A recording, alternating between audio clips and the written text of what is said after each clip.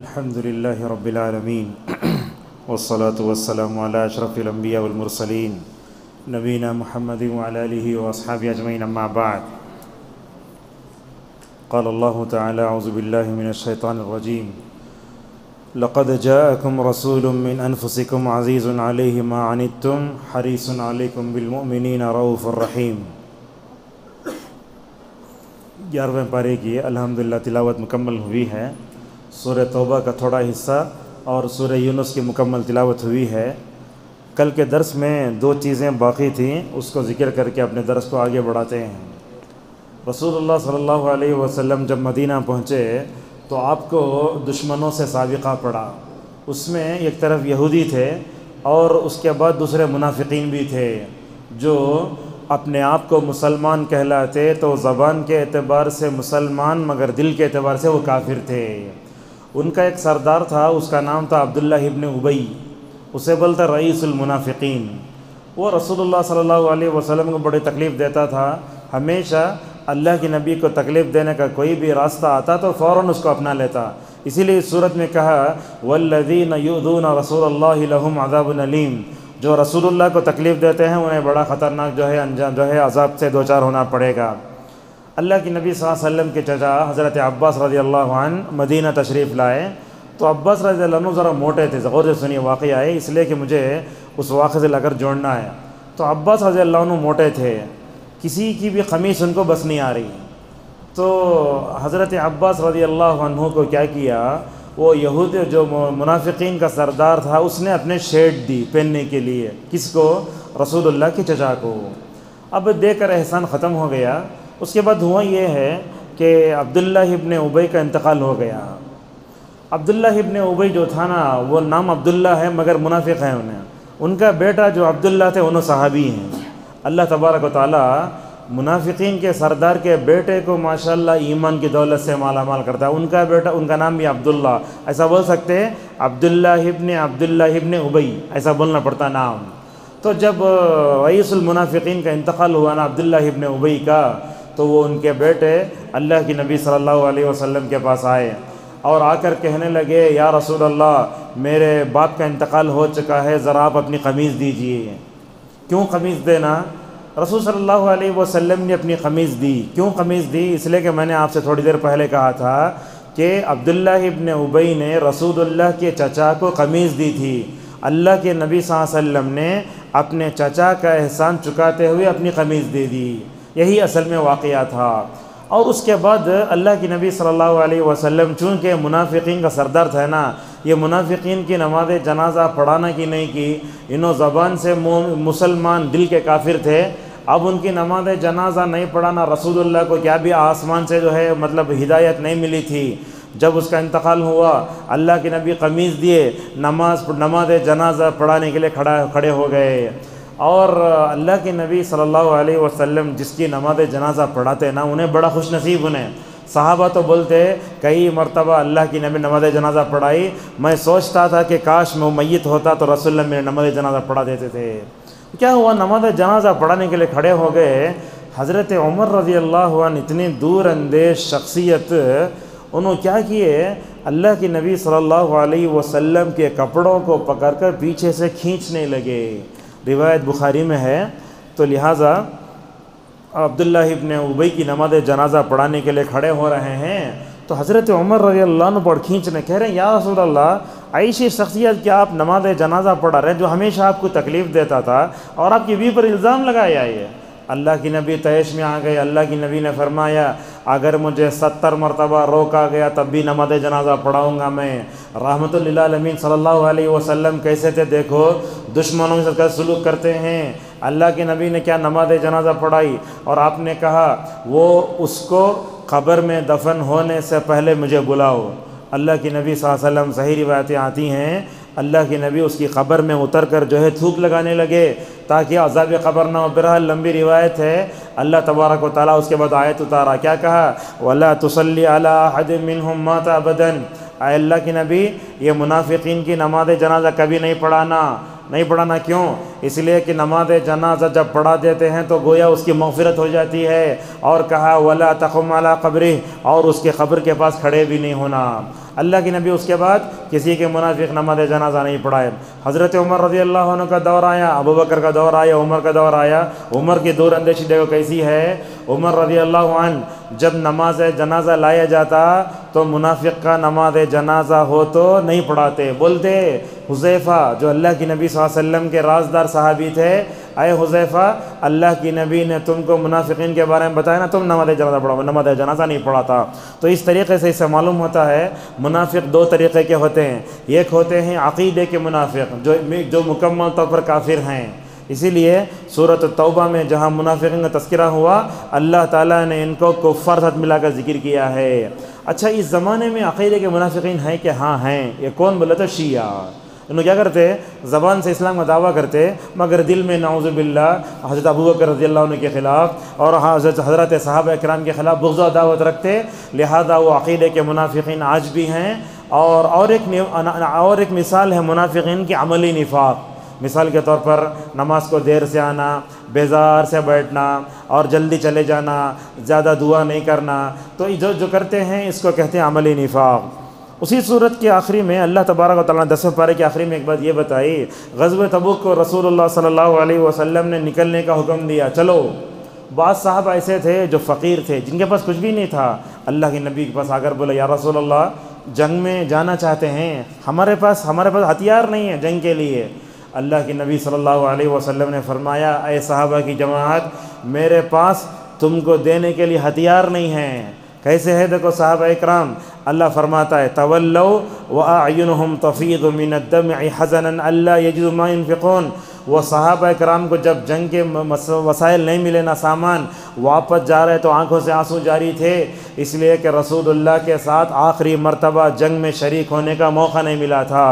اس کے بعد اللہ تبارک و تعالیٰ یہ بتاتا ہے کہ اے اللہ کی نبی صلی اللہ علیہ وسلم، یہ منافقین آ کر غزوہ تبوک کو نکلنے سے پہلے جھوٹے ہیلے بہانے پیش کیے، آپ کو تحقیق کر کے جو ہے کیا کرنا تھا، اجازت دینا تھا، مگر آپ نے تحقیق کے بغیر جو اجازت دی وہ غلط ہے۔ اللہ نے کہا عفی اللہ عنک، اللہ تعالیٰ آپ کو معاف کرے، لما اذنت لہم، آپ نے منافقین کو اجازت کیوں دی، یہاں تک کہ اس میں سچا جھوٹا کون ہے معلوم ہو جاتا۔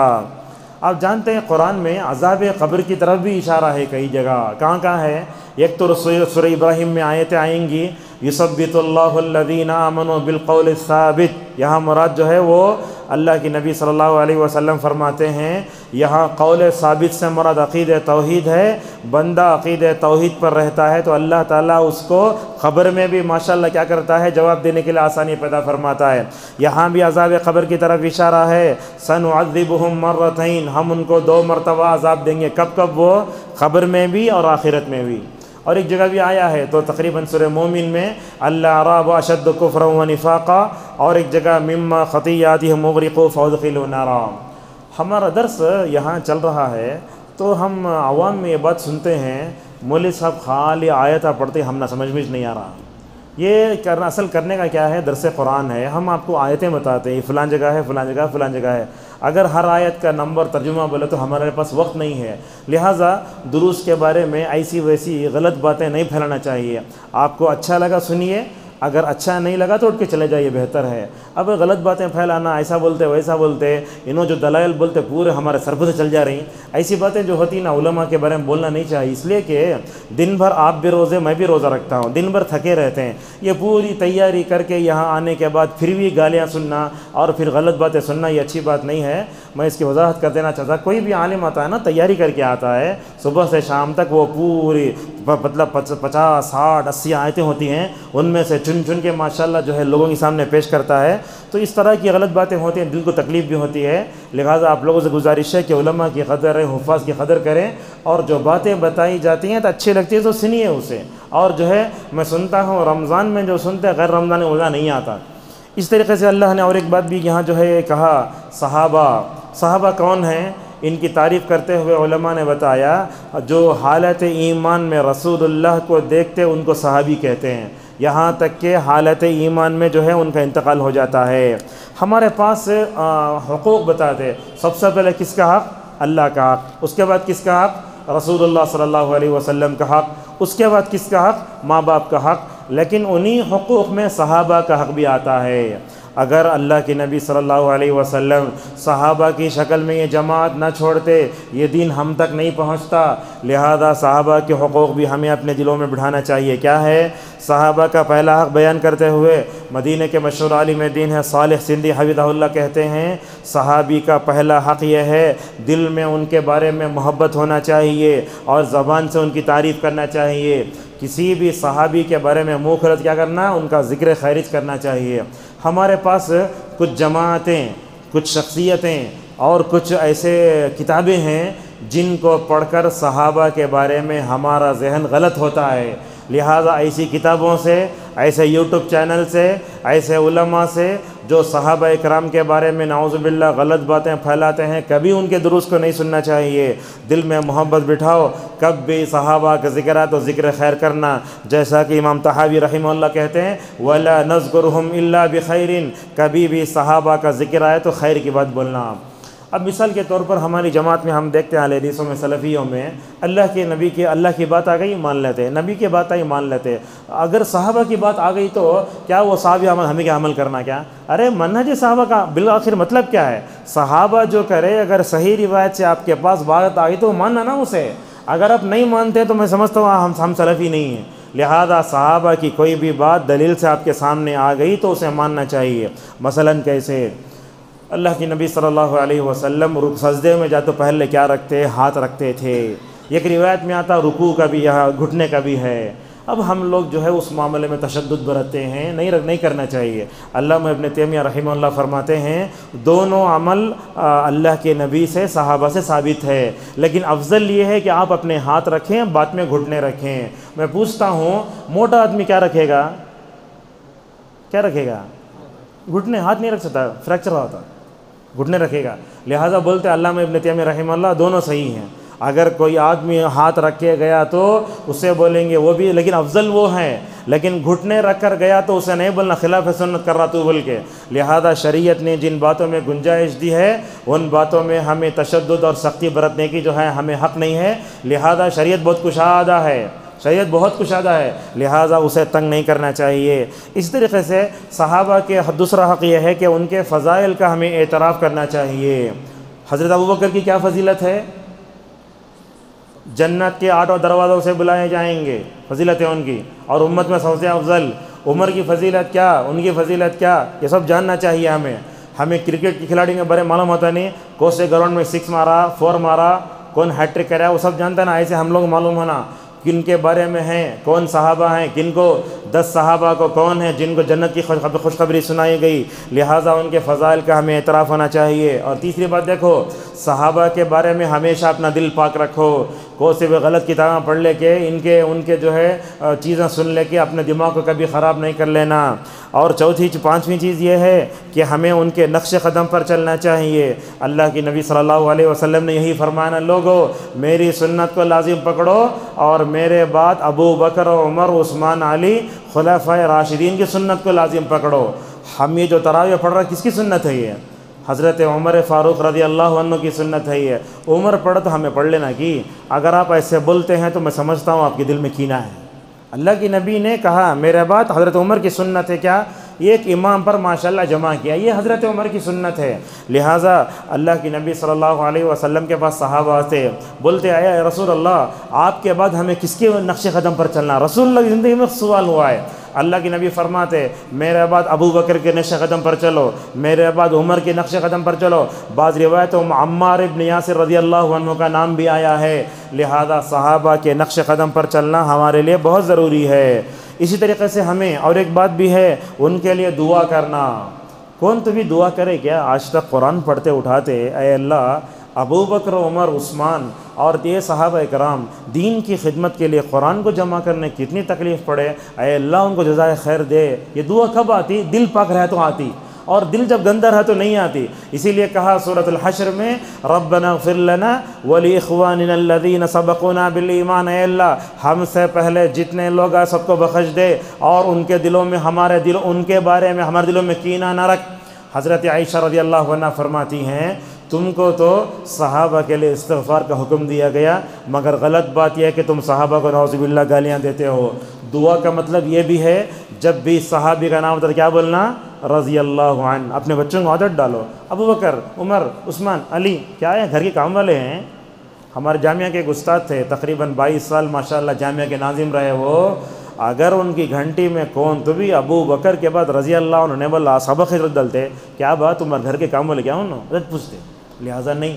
اگر میرے والد کا نام کو برا بات تو اتنا برا لگتا مجھے، یہ صحابہ اکرام جن سے اللہ راضی ہو گیا ان کا نام عزت سے نہیں لیتے آپ؟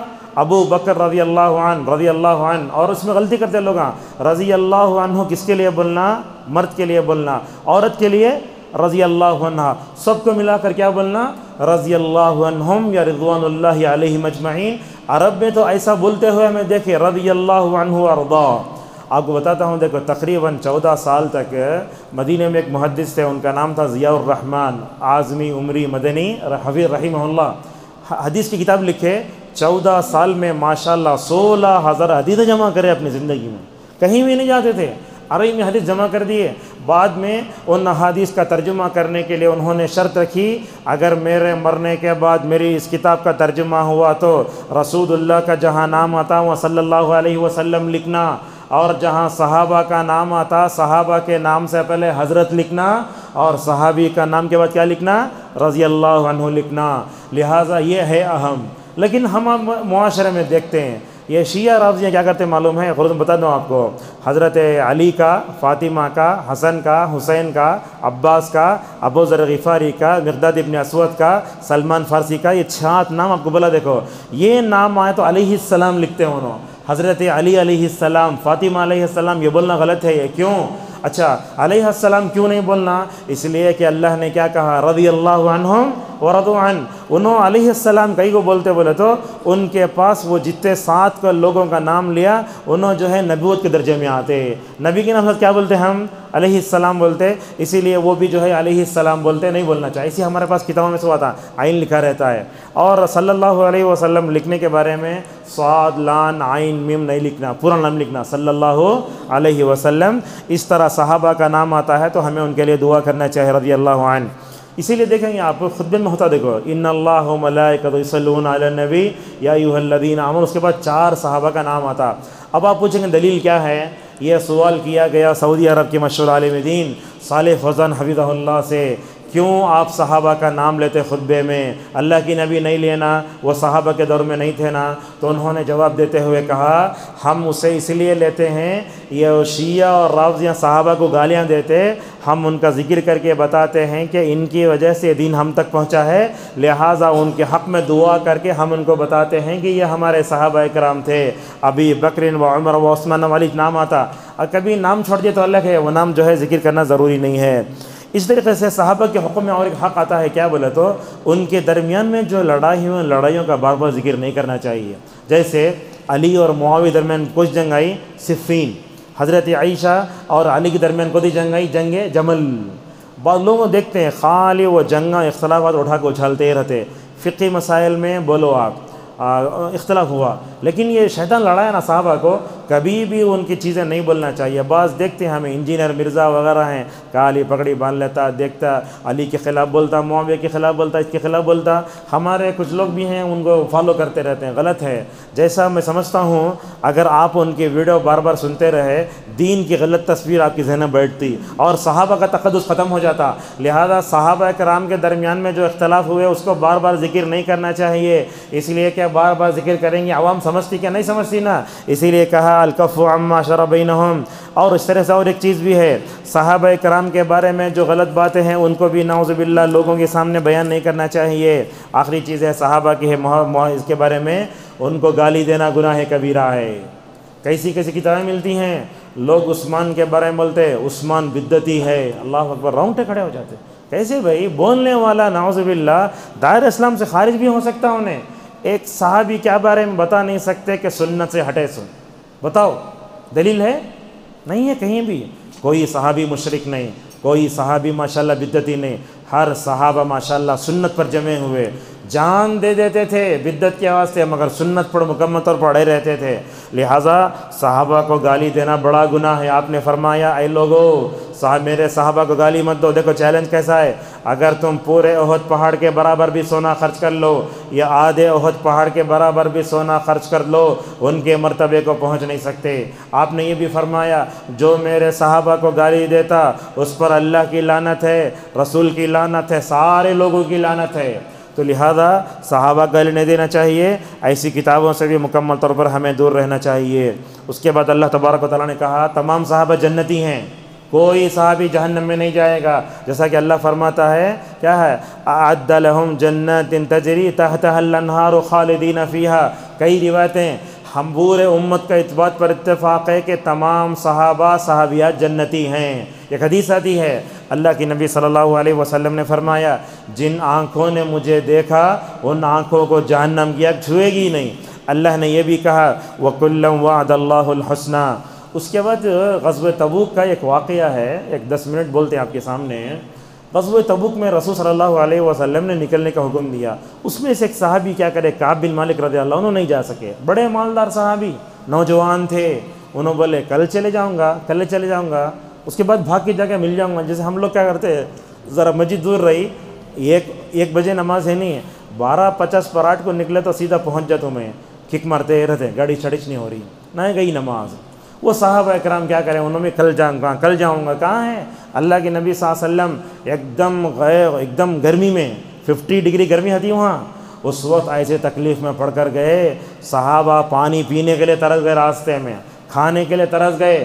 حضرت عمر نے تو کہا یا رسول اللہ ایسی پیاس لگ رہی ہم نا، اگر آپ بولے تو اونٹ کے اندر انہیں پانی سیو کر کے رہتا، وہ تھیلی کاٹ کو ہمیں پانی پی جاتے ہیں۔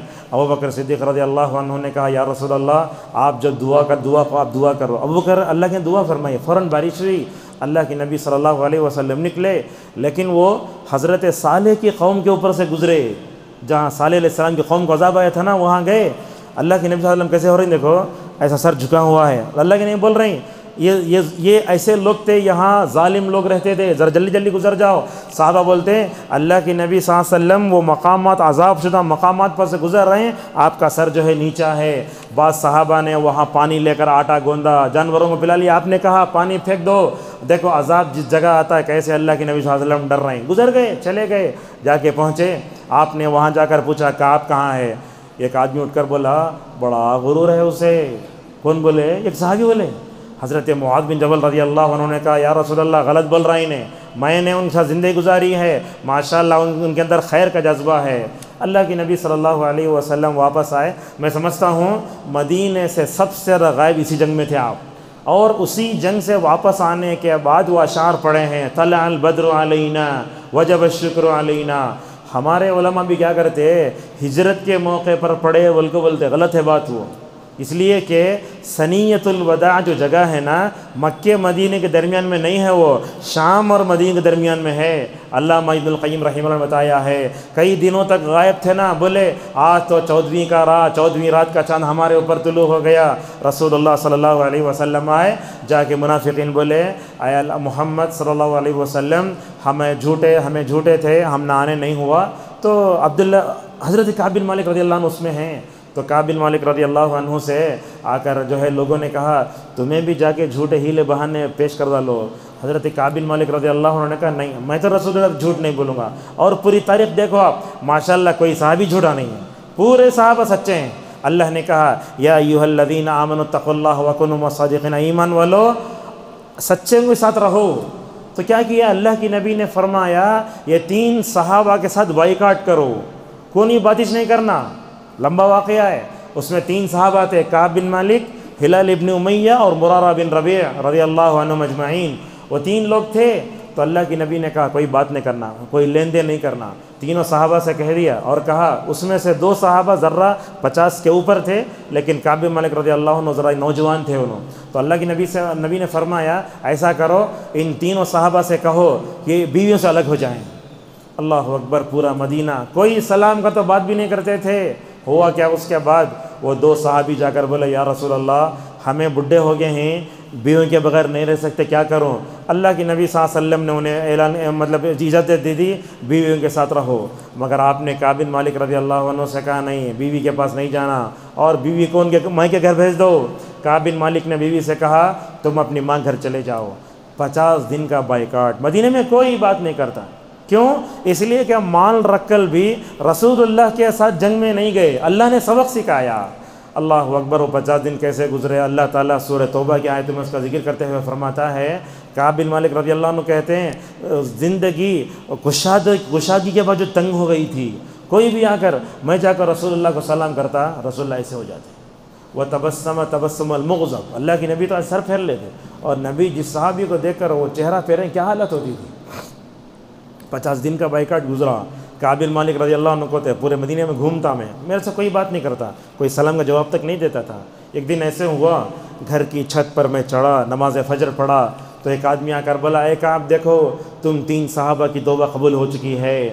کعب بن مالک رضی اللہ عنہ کہتے ہیں میں گھوڑے پر سوار ہوا، ایک صحابی لا کر مجھے جو ہے کیا کپڑے دیے پہننے کے لیے، وہ نئے کپڑے پہن کر میں جو ہے گھوڑے پر سوار ہو کر میں مسجد نبوی صلی اللہ علیہ وسلم گیا۔ تو جا کر جیسے ہی پہنچا، میں دیکھتا ہوں کہ رسول اللہ صلی اللہ علیہ وسلم وہاں بیٹھے ہیں۔ تو اس سے پہلے سلام کرتے تھے، اللہ کے نبی ایسا کرتے تھے، مگر کعب بن مالک رضی اللہ عنہ کہتے ہیں جب میں اپنے گھوڑے کو باہر نکال کر کے اچھے کپڑے پہن کر جا کر رسول اللہ کے سامنے بیٹھا تو دیکھتا ہوں آپ کا چہرہ ایک دم جو ہے 14ویں رات کے چاند کی طرح کھل رہا ہے۔ کعب بن مالک رضی اللہ عنہ نے پوچھا یا رسول اللہ، یہ جو آپ بولے نا توبہ قبول ہو گئی ہے، یہ آپ کی طرف سے اللہ کی طرف سے ہے؟ تو کعب بن مالک رضی اللہ عنہ جواب دیتے ہوئے نبی نے فرمایا اصل یہ اللہ کی طرف سے ہے۔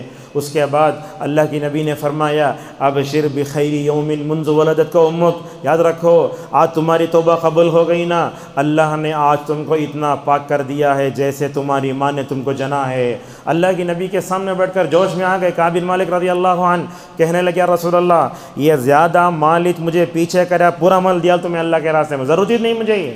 اللہ کی نبی نے فرمایا کعب جوش میں آنے کی ضرورت نہیں ہے، ذرا اپنے آپ پہ رحم کرو۔ تو کعب بن مالک رضی اللہ عنہ کہتے ہیں یا رسول اللہ، یہ جو میرے پاس سے جو خیبر کا مال ہے وہ رکھ لیتا ہوں۔ کعب بن مالک رضی اللہ عنہ رسول اللہ کے سامنے بیٹھ کر بولنے لگے یا رسول اللہ، سچائی کی وجہ سے اللہ نے مجھے نجات دی ہے، آپ میرے لیے دعا کریں کہ جو ہے سچائی پر باقی رہوں۔ ان صحابہ کا تذکرہ کر کے اللہ فرماتا ہے کیا اے لوگو، اگر تم جو ہے توبے کے میدان میں آگے بڑھنا چاہتے ہو تو ان صحابہ کو مکمل طور پر آگے بڑھاؤ۔ ایک بات یہ بھی ہے، مسجد نبوی ہے، مسجد نبوی کے قبلے میں مسجد قباء ہے۔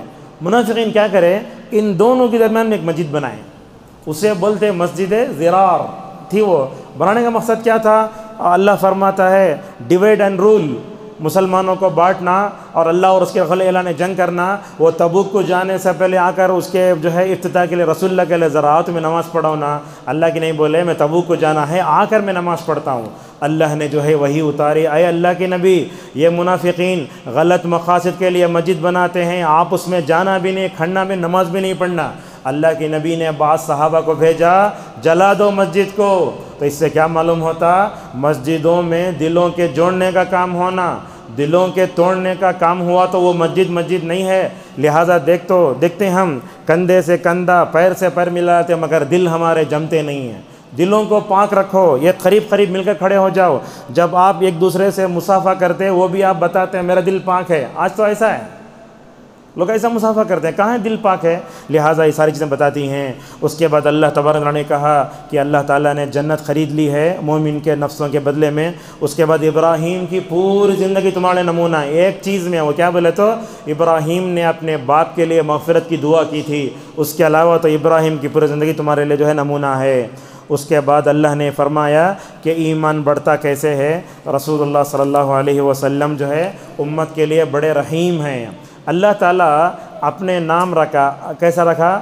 رؤوف الرحیم، الرؤوف الرحیم، یہ اللہ کے نام یہ، اور اللہ تعالیٰ نے وہی نام رسول اللہ کے لیے بھی رکھا، رحیم اور رؤوف۔ اگر کوئی آدمی رؤوف اور رحیم نام رکھا تو کوئی حرج نہیں ہے، عبد الرحیم عبد الرؤوف رکھنا بہتر ہے، مگر اللہ تعالیٰ نے خود کہا رؤوف الرحیم، یہ اللہ تعالیٰ نے رسول اللہ کا نام رکھا ہے۔ سورہ یونس میں کیا اہم بات ہیں؟ سب سے پہلے تو رسول اللہ پہ اعتراض کیا گیا، دنیا کی لمبی امیدوں میں نہیں جانا چاہیے، انسان کی نفسیات کا اللہ نے لحاظ رکھا، کیا ہوتا ہے لحاظ بتایا۔ انسان جب بیمار ہوتا ہے تو کیسے کیسے پکارتا ہے، دیکھو اللہ نے کہا دعانا لجنبی، کبھی وہ لیٹ کر پکارتا ہے، کبھی کھڑے ہو کر پکارتا ہے، اور کبھی لمبی لمبی دعائیں کرتا ہے۔ جیسے ہی مصیبت چل جاتی ہے بندہ اللہ کو بھول جاتا ہے، نہیں ہونا چاہیے۔ اور ان کفار مکہ نے کہا اے اللہ کی نبی یہ قرآن نہیں دوسرا لاؤ، نبی کے بے داغ سیرت کے بارے میں بتایا گیا۔ ایک بات دیکھو، یہ دنیا کی بھی پیسوں کی محبت ہمیں پریشان کرتی ہے، اس بارے میں ایک ضابطہ یاد رکھو۔ علامہ ابن القیم رحمہ اللہ کہتے ہیں دیکھو کتنی اچھی بات ہے، دنیا کو بھی اور مال کو بھی ہتھیلی میں رکھو، دنیا کو بھی مال کو دل میں مت رکھو، بہت اہم ضابطہ ہے یہ۔ اگر اس بات پہ عمل کر لینا، میں سمجھتا ہوں کبھی بھی دنیا کی غلط محبت ہمارے ذہنوں میں نہیں بیٹھتی۔ اس کے بعد اللہ تعالیٰ نے قیامت کو ثابت کرنے کے لیے اپنی ذات کی 3 جگہ قسم کھائی۔ آج کے درس کی آخری بات ہے، ایک آیت آئی الا ان اولیاء اللہ لا خوف علیہم ولا، اللہ کے اولیاء یہ علاقے میں بھی ہم دیکھتے ہیں، یہ گلبرگہ ادھر ادھر یہ خبر پرستی بہت ہوتی جا رہی ہے۔ اللہ کے حقیقی ولی کون ہے اور اللہ تعالیٰ کا ڈپلیکیٹ ولی کون ہے، ہمیں جان لینا چاہیے۔ علامہ ابن القیم تیمیہ کتاب لکھتے ہیں الفرقان بین اولیاء الرحمن و اولیاء الشیطان، شیطان کے دوست کون، رحمان کے دوست کون، یہ جان لینا چاہیے۔ اللہ کا ولی کون ہے؟ سب سے پہلی صفت یہ ہے کہ اس کے اندر ایمان ہونا، اور اس کے اندر کیسا ہونا، کون اولیاء، یہ انبیاء پورے اولیاء، اور صحابہ سب سے بڑی ولی دنیا میں۔ اگر آپ اولیاء میں صحابہ کو نکالے تو اولیاء کی تاریخ ناقص ہو جائے گی۔ تو ایمان سب سے پہلے ہونا، دوسری شرط یہ ہے کہ تقوی ہونا، تیسری شرط یہ ہے کہ اللہ کی اطاعت کرنے والا ہونا، چوتھی صفت یہ ہے کہ رسول اللہ کی اطاعت کرنے والا ہونا۔ اللہ کا ولی وہ ہوتا ہے جو اللہ کی خاطر محبت بھی کرتا ہے، دشمنی بھی کرتا ہے، اور ایک صفت یہ ہے کہ وہ عبادت میں غلو نہیں کرتا۔ اب دیکھیے بعض اولیاء کے قصوں میں پڑھتے ہیں پانی پہ نماز پڑھے، دن میں 100 رکعت نماز پڑھے، یہ اللہ کی اولیاء کے بارے میں جھوٹی باتیں کہی جاتی ہیں۔ اور اس سے دین کی سمجھ ہونا، نوافل کا اہتمام، شریعت پر عمل کرنے والا، اخلاق حسنہ ہونا، اور سب سے بڑھ کے یہ اولیاء کی بات آئی تو لوگ عبد القادر جیلانی کی شخصیت میں بڑا غلو کرتے ہیں۔ دستگیر عبد القادر جیلانی چلے کو جا رہے تھے، بادل میں اللہ تھا، اللہ گر گیا، پکڑ لیا۔ دستگیر کفری عقیدہ، ایسے عقیدے ممبر و محراب میں لوگوں کے سامنے بیان کیے جا رہے ہیں، یا دستگیر یا غوث المدد، اس میں زیادہ پورا ہو۔ اور اسی طریقے یاد رکھو عبد القادر جیلانی رحمہ اللہ حنبلی مسلک کے عالم دین، بڑے اچھے تھے، وہ خود اہل حدیث ہیں۔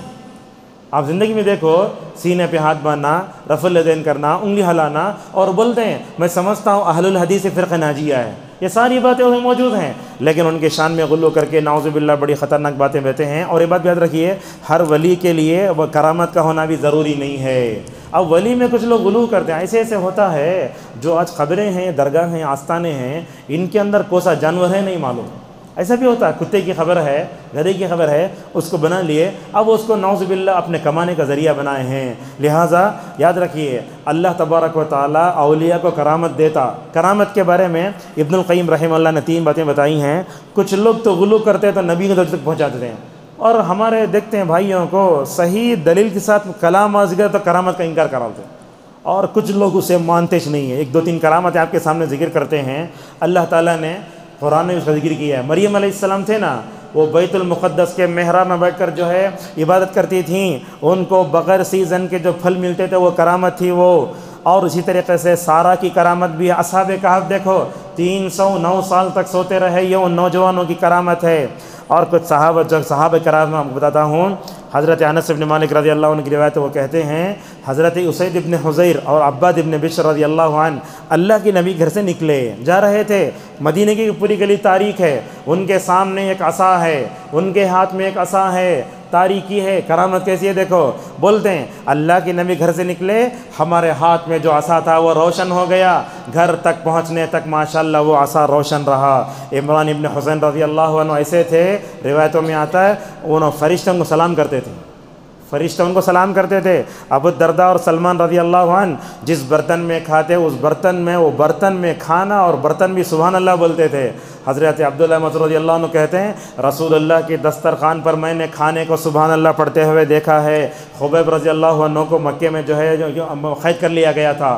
دیکھتے ہیں کرامت یہ تھی اس وقت کسی جگہ انگور کا کوئی سیزن نہیں، مگر خبیب کے پاس انگور رکھے ہوئے ہیں۔ ابو مسلم خولانی رحمہ اللہ آگ میں ڈالا گیا، مگر ابراہیم کے اللہ نے جیسی حفاظت فرمائی، حسبنا اللہ و نعم الوکیل بول کر باہر آ گئے۔ ایسا رمضان کا موقع تھا، شاید ام ایمن رضی اللہ عنہا روزہ رکھ کر مکے سے مدینے کو آ رہی ہیں، ہجرت کر رہی ہیں۔ وہ بولتی ہیں گرمی کی تپش سے پریشان ہو رہی ہوں، میرے پاس جو ہے افطار کرنے کے لیے کوئی سامان نہیں، آسمان سے ڈول آتا ہے، اللہ اکبر، ڈول آتا ہے، پانی کھجور، اور اس میں پانی اور کھجور سے ماشاءاللہ مکمل طور افطار کیا۔ ابن تیمیہ رحمہ اللہ کہتے ہیں سلفی دعوت سے تعلق رکھنے والے اگر صحیح دلائل کے ساتھ کرامتیں آتے ہیں تو ان کرامتوں پر یقین رکھنا چاہیے، مگر آج کل کی جھوٹی کرامتیں بغیر سند کے آتی ہیں، ان تمام کرامتوں کو ہم مکمل طور پر رد کر دیتے ہیں۔ اس میں ایک بات یہ بھی بتاتے ہیں آپ کو، مثال کے طور پر علامہ ابن تیمیہ کے زمانے میں ایک آدمی ہوا میں اڑنے لگا، لوگ بولے کرامت ہے، بولے شیطان ہے یہ، لہٰذا ایک برا آدمی ہے، اس کے پاس کیا ہوئی چیز آ گئے تو شیطانی طرف سے کرتا، وہ کرامت نہیں ہوتی۔ اور درس کے آخر میں دو باتیں ہیں، اللہ تبارک و تعالیٰ نے اس میں یہ بتایا، فرعون جب ڈوبنے لگا نا تو حضرت جبرائیل علیہ السلام کو اللہ نے وہاں بھیجا۔ اللہ کے نبی نے پوچھا جبرائیل فرعون کے ڈوبتے وقت آئے کیوں تمہیں؟ تو جبرائیل نے کہا اللہ تعالیٰ نے مجھے اس لیے بھیجا، میں اس کے منہ میں مٹی گھسیڑ رہا تھا کہ کہیں اللہ کی رحمت غالب آ کے توبہ نہ کر لیں۔ اور وہ کب ڈوبا؟ 10 محرم کو ڈوبا۔ ہمارے پاس 10 محرم آئے تو حسین یا حسین یا حسین۔ دیکھو یہ واقعہ کب کا ہے؟ حضرت موسیٰ کے زمانے کا ہے، اور حضرت حسین کا جو شہادت ہے تقریباً اللہ کے نبی کی وفات کے 50 سال بعد کا واقعہ ہے۔ لہٰذا محرم آیا تو یہ وہ بنا لے کے کچھ بھی نہیں کرنا، ہمیں اس کو یاد رکھنا، اور محرم آیا تو روزہ رکھنا۔ ایک روزہ کتنے ہیں؟ 2 3 ایسا ہے، اور محرم کا روزہ رکھے تو کیا ہوتا ہے؟ اللہ تعالیٰ 1 سال گناہ معاف کرتا، عرفے کے روزہ رکھے تو 2 سال گناہ معاف ہوتے۔ ماشاءاللہ ابن القیم رحمہ اللہ کو اللہ جائے کیا کیا باتیں بتاتے علماء، بولتے محرم کا روزہ رکھے تو 1 سال کے روزہ اس لیے معاف ہوتے، اس لیے کہ اس کا تعلق موسیٰ کی شریعت سے ہے۔ عرفے کا روزہ رکھے تو 2 سال گناہ اس لیے معاف ہوتے کہ اس کا تعلق رسول اللہ صلی اللہ علیہ وسلم کی شریعت سے ہے۔ اللہ نے اس صورت میں یونس علیہ السلام کے قصے کا ذکر فرمایا۔ یونس علیہ السلام کیا کرے؟ قوم سطح ایمان نہیں لائے تو اللہ کے حکم کے بغیر نکل کے چلے گئے۔ لمبا واقعہ آگے آتا ہے، اللہ فرماتا ہے اللہ کے نبی آپ حضرت یونس کے نقش قدم پر چل کر جلد بازی نہیں کرنا، اسی لیے آخری میں کہا سورہ یونس میں وَاصْبِرْ حَتَّى يَحْكُمَ اللَّهُ بَيْنَنَا وَهُوَ خَيْرُ الْحَاكِمِينَ۔ اور اللہ تعالیٰ اس صورت میں یہ بولتا ہے حضرت یونس علیہ السلام کی قوم کی خوبی یہ ہے عذاب آ کر واپس چلا گیا، کسی بھی قوم پر عذاب آ کے واپس نہیں گیا۔ کیوں؟ اس لیے کہ حضرت یونس علیہ السلام کی پوری قوم کو احساس ہوا گناہ کا، اپنے جانوروں کے ساتھ بڑے بڑے جو ہے وہ میدان میں آ کر اللہ سے بولے اے اللہ ایسا کرے، اتنا روئے اللہ کو جو ہے اتنا رحم آیا، عذاب واپس چلا گیا۔ لہٰذا ہم سب کو جو باتیں سنتے ہیں اپنے ذہن میں رکھ کر اللہ تبارک و تعالی ہم سب کو اس پر عمل کرنے توفیق عطا فرمائیں۔ وآخر دعوانا الحمدللہ رب العالمین۔